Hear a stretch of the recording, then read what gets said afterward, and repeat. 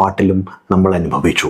കമൽ സംവിധാനം ചെയ്ത നിറത്തിലൂടെ ജയചന്ദ്ര ഭാവത്തിൻ്റെ പുതുയുഗം സമ്മാനിച്ചത് വിദ്യാസാഗറായിരുന്നു.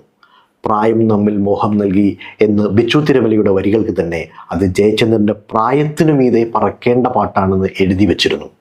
അന്നത് പാടുമ്പോൾ ജയചന്ദ്രൻ്റെ പ്രായം 55 ഓർക്കണം. പി ജയചന്ദ്രൻ എന്ന ഭാവഗായകന്റെ സംഗീതയാത്ര 60 കഴിയുന്നു. സിനിമയും പാട്ടും കേൾവിക്കാരും സാങ്കേതിക മാറ്റങ്ങളും എല്ലാം മാറി. മാറ്റമില്ലാതെ ആ ഭാവഗായകൻ മധുര ശബ്ദത്തിൽ ഇന്നും നമ്മെ ആർദ്രമായി ചേർത്ത് നിർത്തുന്നു.